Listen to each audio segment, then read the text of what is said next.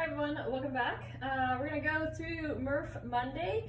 If you've been following the programming, there's been a lot of Murph prep, so unfortunately the idea was that we'd be back at the gym by now and we'd be doing all Murph together and hopefully having a pull-up bar to use, but that's not the case. So there's a few options I have for you that I'm going to go through. Alright, so one of the things that I'm going to try to do is I'm going to go to a park and find a pull-up bar, something from the playground, monkey bars. Green Lake has an actual setup where you could actually do pull-ups, and I would obviously disinfect the handles, put some gloves on, but I might do some pull-ups at the park, and that way I have some option to do pull-ups. Another option is you could do some bent over rows like we've been doing in class.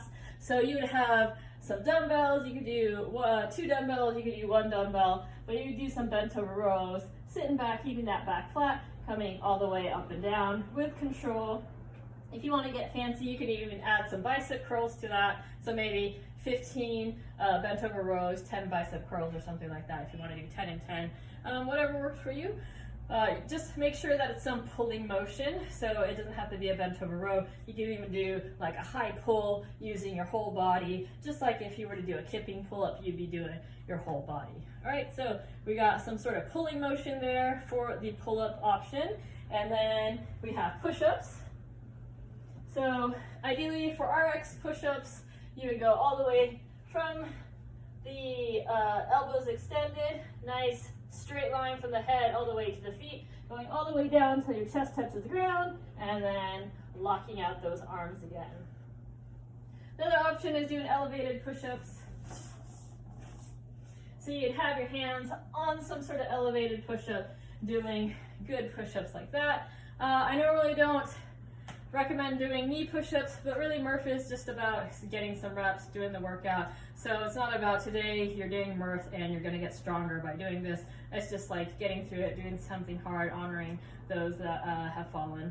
So if you're going to do knee push-ups and you're doing 200 of them and it's going to get you through the workout, that might be a good option for you also. All right, and then we have the air squats. So you have, even though you're doing 300, let's make sure that these are good. You're going all the way down until that hip crease hits below parallel, keeping those knees behind the toes, trying to keep that chest upright as you come up. You don't want to be hinging forward and back. All right, so there's your air squats.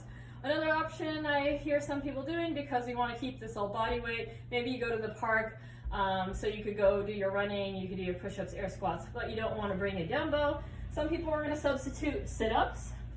So you could do some sit-ups instead of your pull-ups or bent over rows. So you could do 100 sit-ups, maybe 200 push-ups, 300 air squats, and your 1 mile run before and after. So that's another option for doing Murph, okay?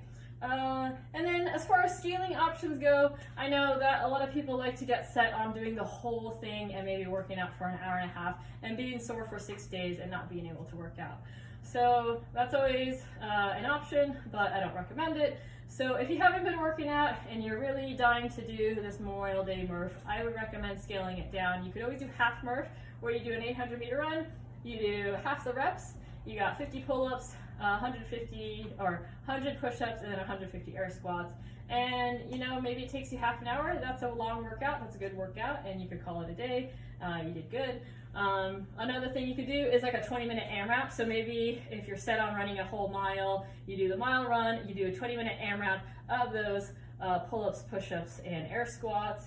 You could do, 10 bent over rows, 15 push-ups, 20 air squats, or 5, 10, 15. Something that's going to work for you and work for 20 minutes. And then you're going to finish off with your 800 or mile run, and you got a 40-minute workout there. That's a good workout. Call it good. Another thing is you could do a partner Murph. Maybe you live and work out with your spouse, so you guys could split those reps. You run 800 together, maybe you run a mile together, and then you go back and forth doing those push-ups, pull-ups, air squats, and you get through those 100, 200, 300 reps.